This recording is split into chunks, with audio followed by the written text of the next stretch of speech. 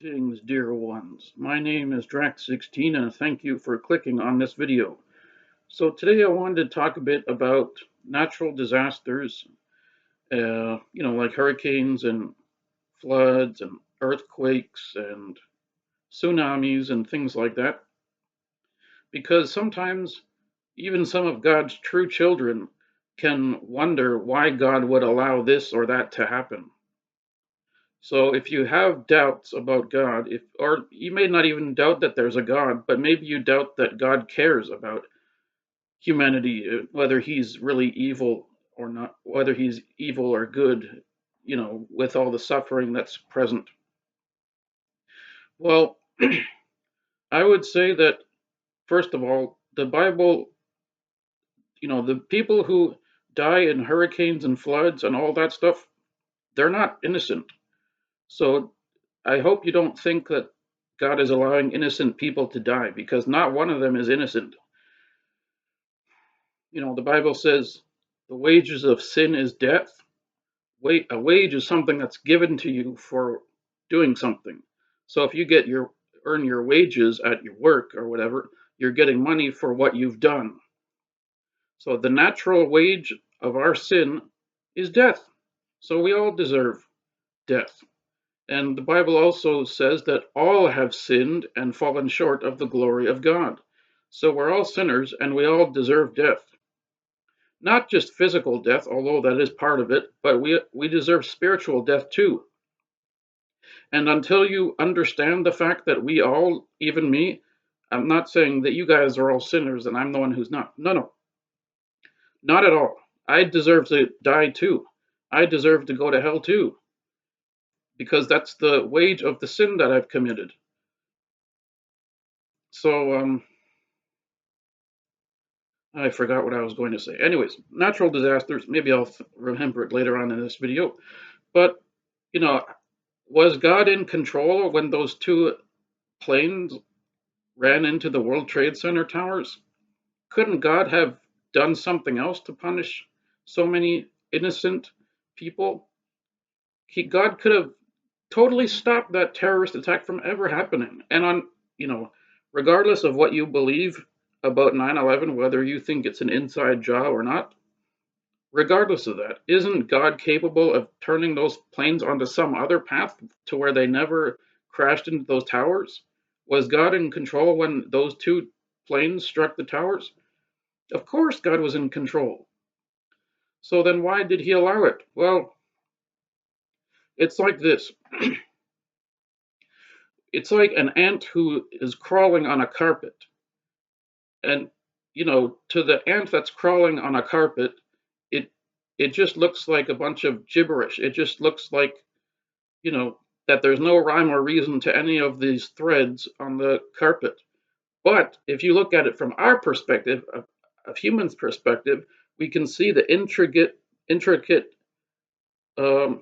design and the how the carpet looks perfect from our perspective because you can see its design, you can see the patterns that it's woven in, and it just looks carpets look absolutely beautiful. But the ant doesn't know that because its perspective is skewed. So it is with our perspective and God's. Though it may seem like a bunch of chaos and entropy, from God's perspective, it looks perfectly fine because He's got eternity in mind. You see, He's the one who gave us those lives to begin. Excuse me. He's the one who gave us life to begin with. So God doesn't need permission to take life. Because all life belongs to Him. He's the creator. You know, He's the one who created us to begin with. God could kill any of us in a blink of an eye, and He would be perfectly justified in doing so because the wages of sin is death. So God does not need our permission to take life. By that same, you know, likewise, He doesn't need our permission to create life. God is sovereign, you see. God is sovereign over all creation. All of that is under His control. So I think, when, like, say, like a baby dies or something, or like a 3 or 4 year old gets cancer or something, God is going to use that child for as long as it's beneficial on this earth. So a baby could be, it could die. It could be a stillborn child. It might not survive birth, but God is giving it a purpose to serve. And as soon as that purpose is done away with, the child dies. So maybe God wanted to be with that child so badly that he gave him or her a very short life, and that baby would go to heaven. And that's unless you don't believe in the salvation of infants, which I do. I believe that every infant that dies goes to heaven, even those that are aborted. I believe that they go to heaven as well.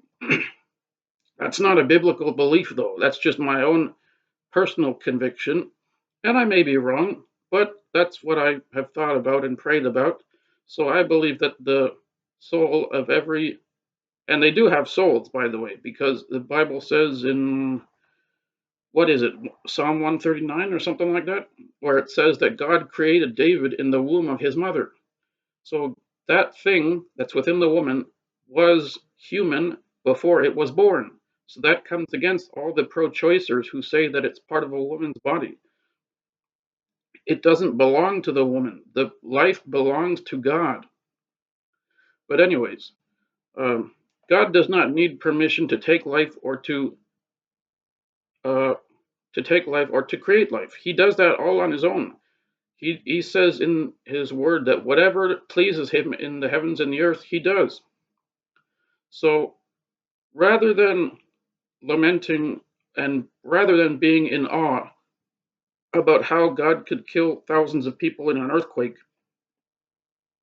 rather, you should marvel at the fact that he allowed so many people on planet Earth to live another day in spite of their wickedness. It's like, Esau and Jacob, for example. Don't marvel over the fact that he hated Esau. Rather, marvel over the fact that he was merciful to Jacob in spite of his sin. You see, if only a few thousand die from an earthquake or a flood, there's still 6 billion other people that God is allowing to live another life, despite the fact that most of those people scorn him and mock him and hate him. So marvel over that, my friends. Look at yourself in the mirror. You are a sinner too. So don't marvel at the lives that were lost. Marvel at the fact that God is giving you mercy right here, right now, in the year 2024. Anyways, so yeah, that's all I have for right now. But thank you very much for watching this video. I hope that all of you have a beautiful day. God bless you.